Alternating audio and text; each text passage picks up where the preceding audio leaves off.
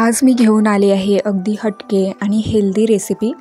तर आज आपण बनवणार आहोत मैद्याचा वापर न करता गव्हाच्या पिठापासून जिलेबी बनवणार आहे। अगदी संपेपर्यंत मस्त अशी कुरकुरीत राहते आणि एकदम रसरशीत होते। या जिलेबीसाठी लागणारं साहित्यही खूप साधं आहे, जे आपल्या घरामध्ये नेहमी उपलब्ध असतात त्यापासूनच इथे मी ही जिलेबी बनवणार आहे। तर सगळ्यात आधी आपण साखरेचं पाक बनवून घेऊया। तर इथे मी भांड्यामध्ये अर्धा कप साखर घेतली आहे आणि अर्धा कप यामध्ये पाणी घालूया। जेवढं साखर घेतलेलं आहे तेवढंच यामध्ये आपल्याला पाणी घालायचं आहे। साखरेच्या पाकासाठी जे मी प्रमाण सांगितलेले आहेत ते तेवढ्या पाकामध्ये पूर्ण जिलेबी डिप करून होतात। साखरेच्या पाकाचा अजिबात वेस्ट होत नाही।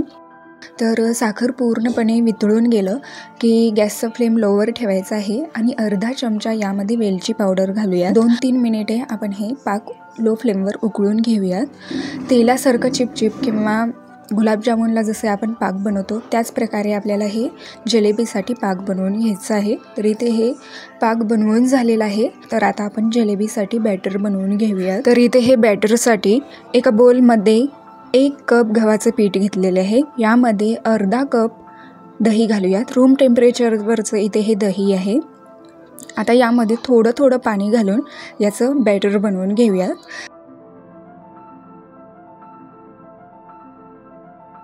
पहिले यामध्ये मी अर्धा कप पाणी घातले आहे आणि नंतर थोडं करून यामध्ये एकूण 1 कप पाणी बॅटर बनवण्यासाठी लागलेलं आहे। व्यवस्थित असं मी हे बॅटर बनवून घेतलेले आहे। तर अशा कन्सिस्टन्सीमध्ये आपल्याला हे जिलेबीसाठी बॅटर बनवून घ्यायचं आहे।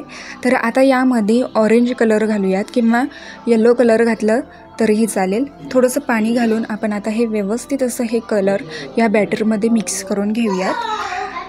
सर्व व्यवस्थित असं मिक्स करून झालं की आता यामध्ये 1/4 टीस्पून यामध्ये आपल्याला बेकिंग सोडा बेकिंग पावडर घालायचं आहे आणि अगदी थोडंसं यावर पाणी घालूयात, म्हणजे बेकिंग पावडर हे ॲक्टिवेट होतं आणि व्यवस्थित असं एकाच डिरेक्शनमध्ये आपण हे बॅटर मिक्स करून घेऊयात।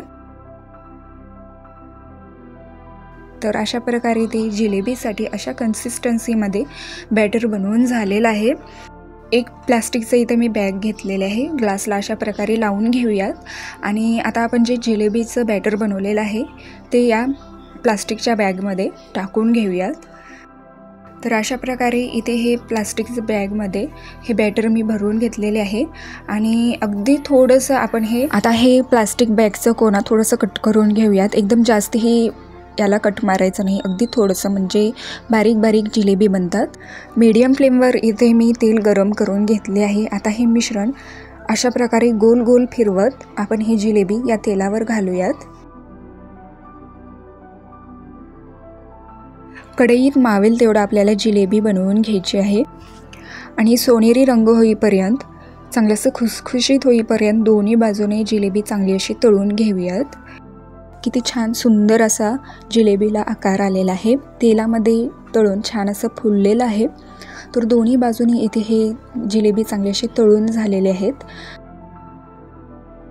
आता हे तळलेली जिलेबी लगेचच आपण साखरेच्या पाकामध्ये घालूयात। साखरेचं पाक पूर्णपणे थंड झालेलं नाही, अजूनही थोडंसं गरम आहे।